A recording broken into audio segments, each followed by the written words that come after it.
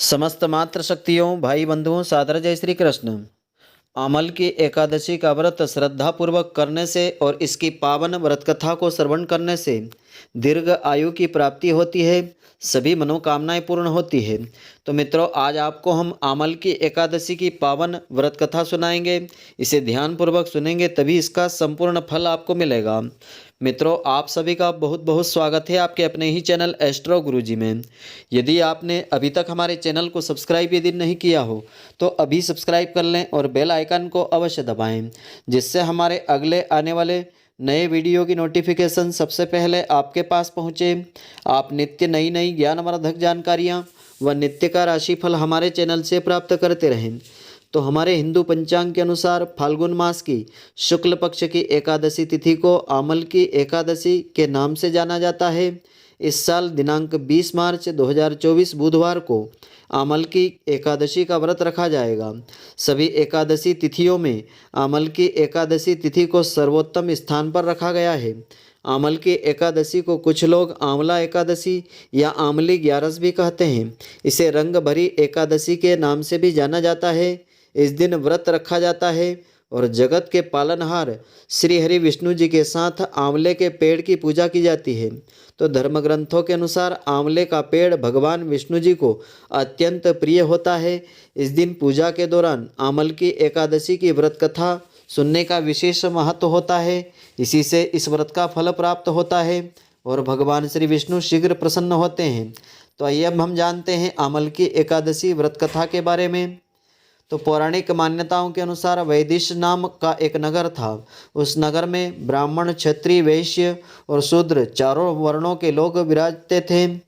वहाँ रहने वाले सभी नगरवासी भगवान विष्णु जी के अनन्य भक्त थे और वहाँ कोई भी नास्तिक नहीं था। उसके राजा का नाम चैत्ररथ था। राजा चैत्ररथ बड़े ही विद्वान थे। वह बहुत ही धार्मिक स्वभाव के थे। उनके नगर में कोई भी व्यक्ति दरिद्र नहीं था। नगर में रहने वाला हर शख्स एकादशी का व्रत करता था। एक बार फाल्गुन महीने में अमल की एकादशी तिथि आई। सभी नगरवासी और राजा ने यह व्रत किया था और मंदिर जाकर आंवले की पूजा की और वहीं पर रात्रि जागरण किया।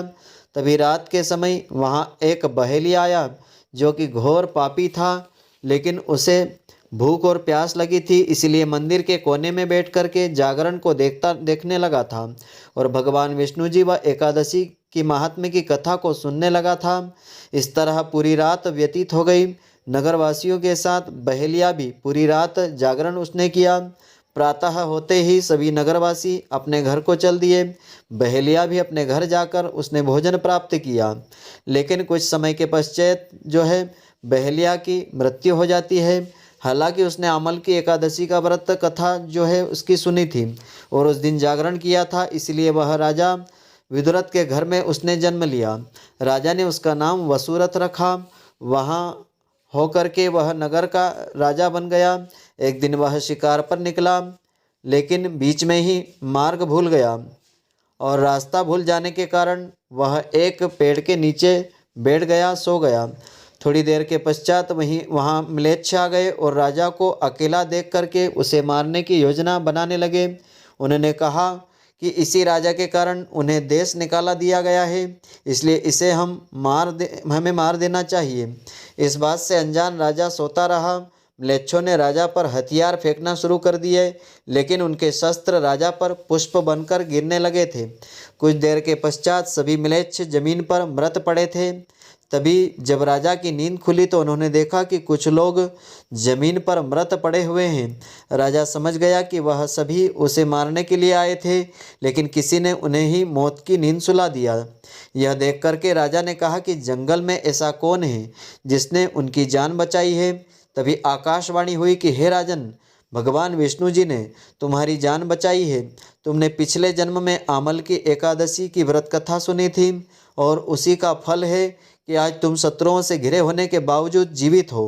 राजा अपने नगर को लौटा और सुखपूर्वक राज्य करने लगा और धर्म के कार्यों को करने लगा। तो मित्रों, आशा करता हूँ कि आपको हमारी यह ज्ञानवर्धक जानकारी पसंद आई होगी। यदि आपको पसंद आई हो तो आप हमारे वीडियो को लाइक व शेयर अवश्य करें। धन्यवाद। जय श्री कृष्ण मित्रों, फिर मिलेंगे।